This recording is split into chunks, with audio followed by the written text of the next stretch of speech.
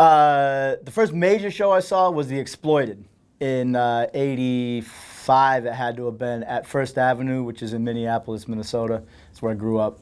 But before that, technically, I think it was a Husker Du show, which was at 7th Street Entry, which was the small room of First Avenue, and some other local bands.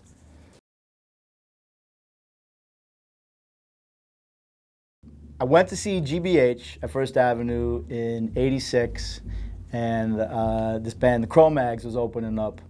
And I recognized the name on the flyer because I'd seen the Donahue show a couple weeks before. And I walk in, and the Cro-Mags were already up on stage playing, and they were just killing it. And it's like, I stayed around to watch GBH, but I'd kind of already, like, Cro-Mags fucking killed it. And then Agnostic Front in Chicago on the Liberty and Justice tour. Chicago had a really good skin scene back then. It was Minneapolis, like my old band was on tour, but we had to stop in the area, let's go hit the show. And it was Agnostic Front and maybe Ludachrist, and Agnostic Front came out, and Roger, the first song, this song goes out to all the anti-racist skins out in the audience, and the whole place just went nuts. And they opened up a Crucified, and it was like, it was the real deal, Stigma was definitely one, because before hardcore and punk rock, I grew up on classic rock, and probably even had Eddie Van Halen as an inspiration before technically getting into punk rock and hardcore. So there was this bluesy, gritty, kind of wild, guitar playing thing that influenced me. But to me, I mean, I can really boil it down to just like balls and intent. And when you listen to Victim in Pain, that's all there is, man. It's just raw, it's soul coming out of that, out of that person into that instrument.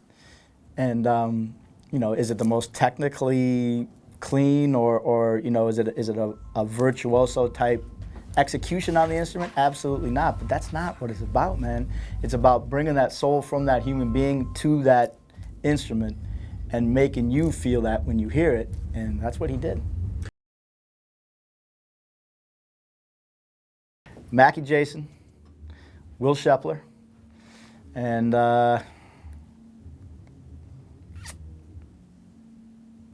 probably have to go with Earl Hudson. Yeah. Any of the original Ritz hardcore Super Bowls, like, with Agnostic Front or Cro-Mags headlining. I've played CB's, probably a good dozen times, but technically I came in after the heyday of the matinee era. And Wetlands for me in New York City was the club that I really had the most fun, best stage. I mean, I got video footage, a lot of the shows there, and that was a good era for a lot of bands, man, Wetlands.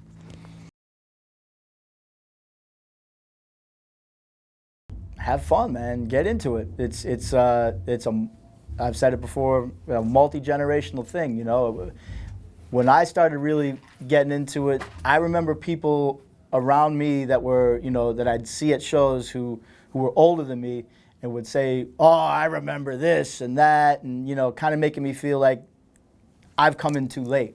And this was like the early to mid 80s, right? And obviously, a lot of shows and a lot of bands and a lot of, things have happened since then that we're all still here today talking about it and enjoying it. And you don't have to treat it like a history lesson where you can't come into this thing without knowing every band that was before you, and you have to study this and that and know it. But you should check it out for sure, because it's all part of an evolution. But at the same time, take the ball and run with it the way you want to, man. I mean, do it. And it's open game for anybody that wants to come in and just understands the sincerity and the real intent of just, doing things from the heart. Yes. Downpressor is one. The bands we're touring with, basically, which I'm really excited about. Downpressor, Take Offense, Turnstile, Death Before Dishonor, which I wouldn't technically call a new band because they're pretty well established at this point. There's one other band that comes to mind is Exile.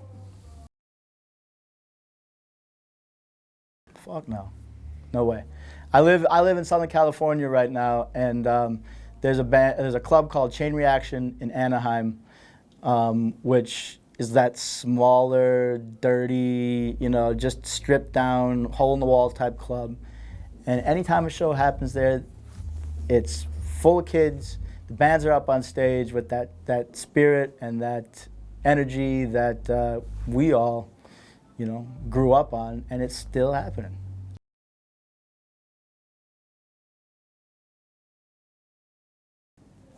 Music should come from here and from here. Mostly here. That's the best.